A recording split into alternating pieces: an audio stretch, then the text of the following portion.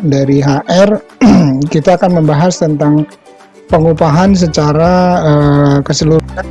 Kemudian saya lanjut kuliah di Fakultas Ekonomi jurusan akuntansi, tes ya, buat perusahaan-perusahaan yang teman-teman yang terus ikut tes di sini, misalnya tes apa kepemimpinan gitu ya, nanti ada hasilnya dan itu bisa di print karena upah itu ujung-ujungnya bahwa dia mampu untuk semua kebutuhan ini 1, 2, 3, 4, 5 ini terpenuhi, ada semua nih di websitenya perusahaan, semua bertumpu pada produksi ya, jadi semua fokus di produksi ya. Siapa yang produksi, ada gaji pokok, nanti THR itu kan wajib ya, wajib, kemudian tambahan ini yang non wajib. Kemudian setiap pekerja berhak memperoleh perlakuan yang sama dalam menerapkan sistem pengupahan tanpa diskriminasi ya. Jadi misalnya dalam perjanjian kerja ditulis bahwa tanggal 1 ya, Anda akan dibayar undang-undang ketenagakerjaan gitu maksudnya. Ya, jadi meskipun misalnya Bapak Ibu, saya kan yayasan gitu ya, makan nggak cuma nasi sama garam gitu kan. Jadi makannya layak. Penghasilan yang layak sebagai komponen upah terdiri atas upah pokok dan tunjangan tetap. Besarnya upah pokok paling sedikit upah minimum. Upah minimum berlaku bagi karyawan yang bekerja kurang dari 1 tahun. Kalau lebih dari 1 tahun ikut tuh ya, harian, mingguan, bulanan. Kemudian ada dasarnya satuan hasil ya. Satuan hasil itu tapi pengusaha tidak mempekerjakannya baik karena kesalahan sendiri maupun halangan yang seharusnya dapat dihindari pengusaha. Suami atau istri atau orang tua atau mertua atau anak atau menantu meninggal dunia, boleh tidak haidnya gitu ya, boleh tidak masuk kerja 2 hari. Nah, bagaimana membuktikannya? Kembali lagi, perusahaan boleh hal yang dapat diperhitungkan dengan upah dilaksanakan sesuai dengan perjanjian kerja, peraturan perusahaan atau perjanjian kerja bersama. Dan gaji. Pengusaha yang terlambat bayar tunjangan hari raya, THR juga sama, ya, kena denda 5%. Jadi bisa saja bahwa perusahaan itu menyewakan rumah pada karyawannya ya.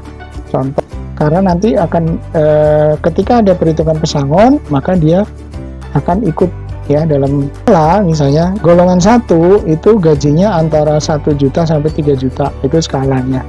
Begitu. Di sini ada tadi ya, saya cerita ada grade dan kalau di sini pakai 1 sampai 8. Kemudian 40% ini adalah tadi saya cerita dari minimum ke maksimum boleh saja ya, upah minimum, maka setiap tahun berubah, maka ini juga akan berubah ya. Ini waktu kerja lembur adalah waktu kerja yang melebihi 7 jam sehari dan 40 jam seminggu untuk 6 hari kerja. Bagi pekerja yang termasuk dalam golongan jabatan tertentu tidak berhak atas upah kerja lembur dengan kenyataannya jam kerjanya melebihi jam kerja. Baik, nah ini harus ada kebijakan. Ada lembur hari kerja, ada lembur di hari istirahat. Saya nggak bilang hari Minggu ya, karena di hari gitu ya. Nah, nanti kalau hari libur itu jatuhnya pas di hari kerja terpendek, 5 hari kerja gitu kan, 5 hari kerja. Bapak Ibu lemburnya berapa jam gitu ya, sedang di akses gitu.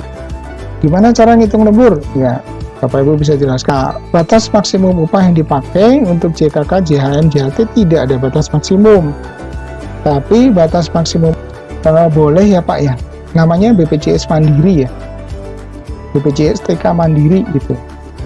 Karena HR diberikan lebih dari 1 bulan upah, karena nanti ketika perusahaan sedang amit-amit sedang turun, biasanya kemarin 2 kali upah, artinya pada 7 hari sebelum hari raya dia masih berstatus sebagai karyawan, baik karyawan tetap.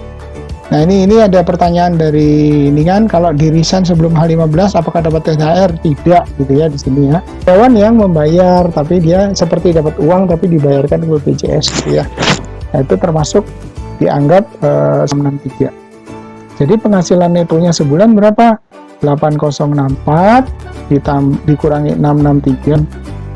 Kalau saya PKP-nya 100 juta, maka yang 60 juta saya kena 5%, yang 4 saya foto dulu, saya pakai ini print screen ya.